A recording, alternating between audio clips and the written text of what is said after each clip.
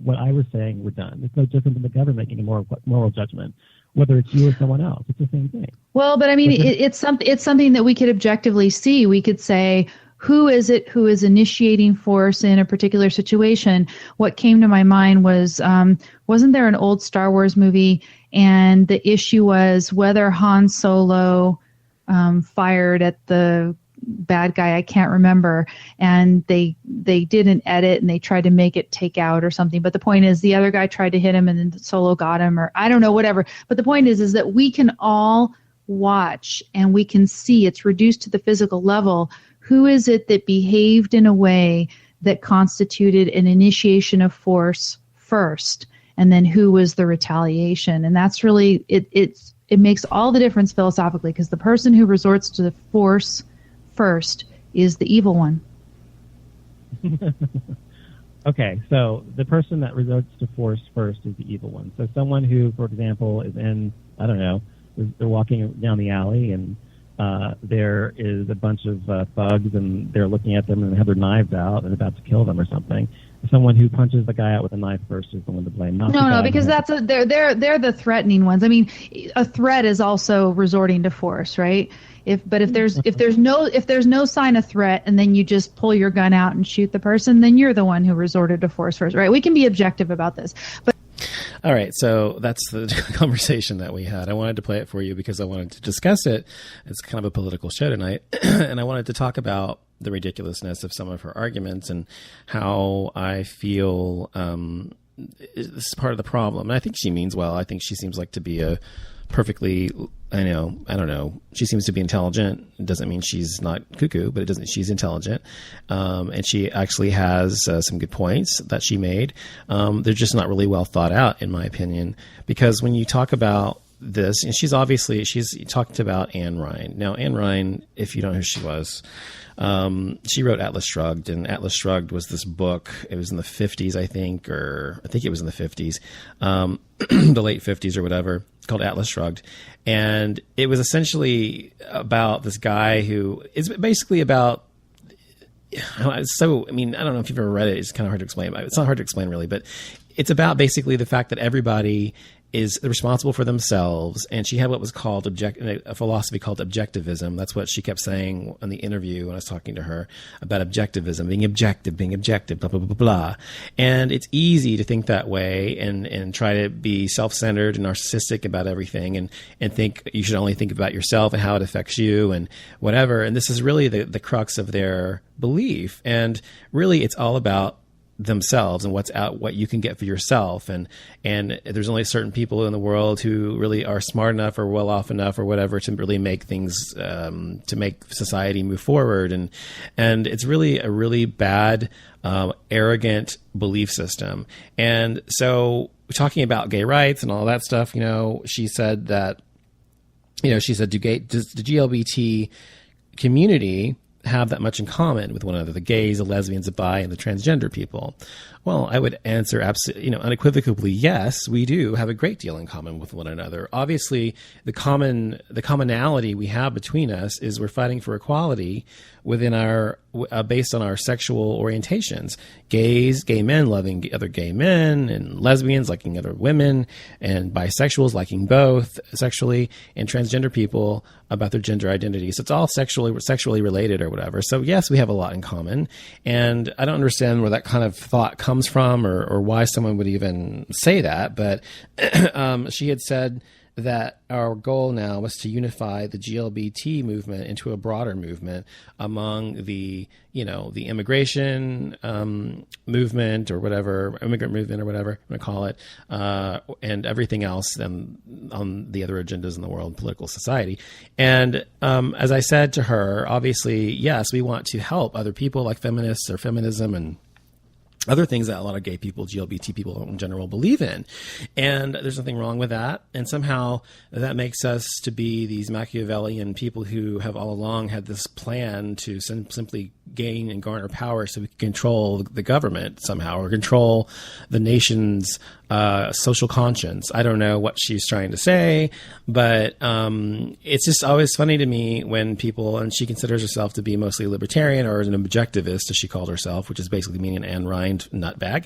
I shouldn't call her a nutbag. I don't mean she's crazy. I just mean people who believe in the Ayn Rand thing really are kind of nuts to me, because really it doesn't make sense. And it really doesn't take into consideration, for example, the ideology of Ayn Rand's book, Atlas Shrugged, essentially doesn't take into consideration poverty, for example. It says basically laissez-faire is the whole idea of her philosophy. She kept saying, just let things be, let the free market take care of it. Well, we all know what happens when you let government or the free market in general or corporations or whatever take care of something.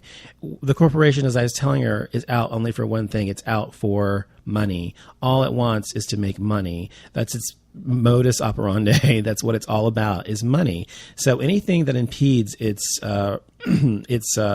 obtaining money is in its way. So that means civil rights or what's right for people that work for them, whatever the case may be. If it gets in the way of that directive, they don't give a fuck.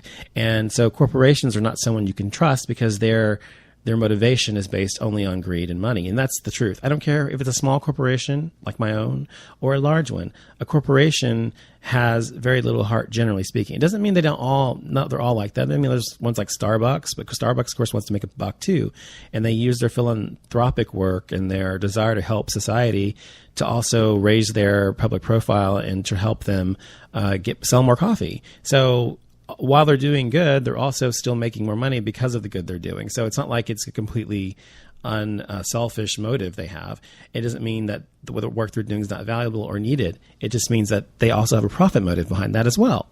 So corporations you cannot trust. The government, of course, has to be trusted. The government is here for the people, in my opinion. It's here for the people. It's made up of the people. It's supposed to be made up of us. And of course, as she said, I do agree with her. There's a lot of cronyism. There's a lot of negative bullshit going on in Washington and in the government or whatever in general, but it doesn't mean that there's nothing good about the government, that the government's completely inherently evil. As I said to her, I do believe the government's evil. I believe corporations are evil.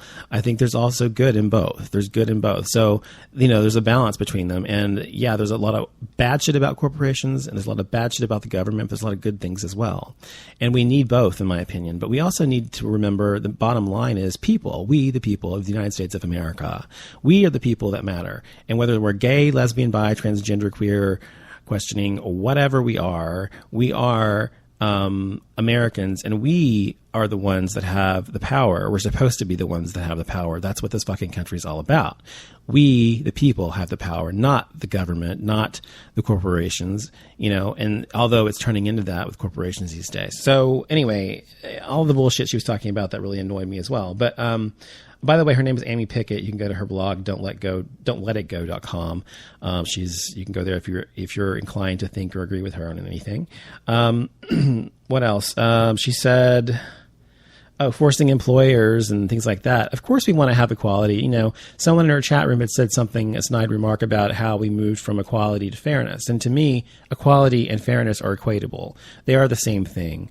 Equality is fair, and fairness means you are equal. So it is absolutely one and the same, and absolutely an important thing to be concerned about. And most of we liberal people, like myself, are concerned about equitable treatment under the law and in this country, and having our rights being the same. And the way that she had kind of poo-pooed my idea, or as if it was something that we shouldn't be concerned about, is ridiculous.